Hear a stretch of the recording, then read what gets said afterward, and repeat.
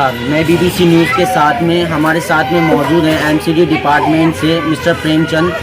आज इन्होंने पानी में डेंगू के अकॉर्डिंग, जो पानी में डेंगू पैदा होते हैं उस अकॉर्डिंग कुछ दवाई डालने हैं। हम इनसे जानकारी लेंगे कि ये दवाई डालने उससे क्या क्या फ़ायदे हैं, क्या क्या नुकसान हैं और मच्छर कितने प्रकार के होते हैं। जैसे इन्होंने मच्छर भगाओ अभियान स्टार्ट किया है, मच्छर कितने। जी, हम बीबीसी न्यूज़ से हैं, आप हमको बताएं जो आप पानी में दवाई डाल रहे हैं इससे क्या क्या नुकसान है और क्यों डाल रहे हैं और किसके। ऐसा सर जी, पहले तो मैं अपना रेफरेंस देता हूँ।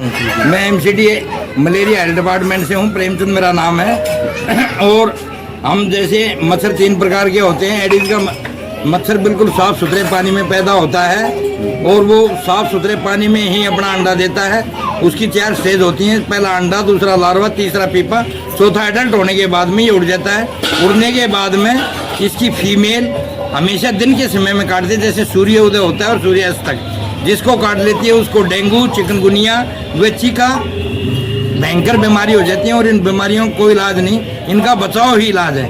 इसीलिए हम एमसीडी डिपार्टमेंट की तरफ से हमारे 3500 वर्कर पूरी दिल्ली में लगे हुए हैं। तो हम पानी की चेकिंग करते हैं और जिनके घरों में एडिस का मच्छर पाता है उनको पहले समझाते हैं। समझाने के बाद में भी वे नहीं समझते तो उनके नोटिस काटते हैं और फिर जो भी आगे कार्रवाई होती है वो कार्रवाई की जाती है। हमेशा एडिस का मच्छर बिल्कुल साफ सुथरे पानी में पैदा होता है, ना कि ये गंदी नालियों में पैदा होता है। गंदी नालियों में मच्छर जो पैदा होता है वो क्यूलेक्स मच्छर पैदा होता है। क्यूलेक्स मच्छर फलेरिया की बीमारी फैलाता है। फलेरिया की हमारे यहाँ दिल्ली एनसीआर में बहुत ही कम बीमारियाँ हैं। दूसरा मच्छर होता है एनाफ्लीज।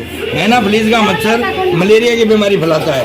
मलेरिया बीमारी फैलाता है, उसका भी हमारे पास में पूर्ण इलाज है। अब उसको हम क्लोरोक्विन की दवाई खवाते हैं, 7-8 दिन का इलाज होता है, वो बिल्कुल स्वस्थ हो जाता है। और ये पैदा कहाँ होता है, जैसे किसी कूलर के अंदर डस्ट है, उसके अंदर एनाफ्लीज की ब्रीडिंग होती है।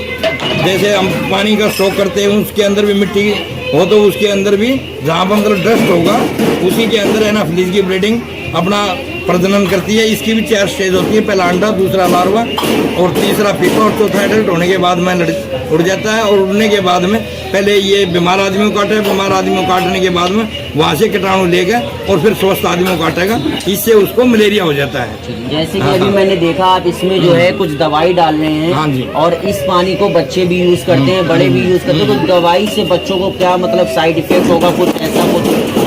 ऐसा है सर जी, इस दवाई का हमारे जब भी कोई भी दवाई आती है गवर्नमेंट की तरफ से हमारी मीटिंग होती है। मीटिंग में हमारे को समझाया जाता है कि भाई इस दवाई की क्वांटिटी कहाँ पर डालनी है और कितनी मात्रा में डालनी है। जैसे कि अब हम 200 लीटर के ड्राम है, इनमें 5 ग्राम दवाई डालते हैं। और तो ये पानी को पीने के लायक तो है नहीं। इसमें हम बर्तन धोते हैं, नहाते हैं, धोते हैं, अपना और काम करते हैं, मकान को धोते हैं, इससे इसका कोई भी नुकसान नहीं है। नहीं, जैसे कि जो बच्चे होते हैं, बड़े होते हैं, इस पानी को नहा भी लेते हैं। हाँ, नहा भी लेते, कोई भी इस प्रकार का कोई भी नुकसान नहीं। डॉक्टरों का, बड़े बड़े डॉक्टरों का कहना है कि भाई इस दवाई का कोई भी इस प्रकार का कोई नुकसान नहीं। जैसे हम गाय भैंस के लिए पौधी बना देते हैं, ड्राम होते हैं, उनके अंदर डालते हैं, तो इस प्रकार का कोई भी नुकसान नहीं होता। ठीक है, बहुत बहुत शुक्रिया। आपने देखा किस तरीके से इन्होंने समझाया और क्या क्या बताया। कैमरा पर्सन मोहम्मद फैजान के साथ में बीबीसी 24 न्यूज़ दिल्ली।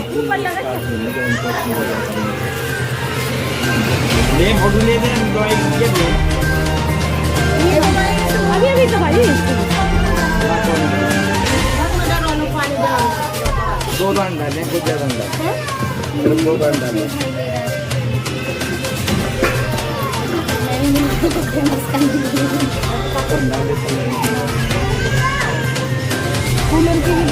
बैग काट दिया, दवाई खाए।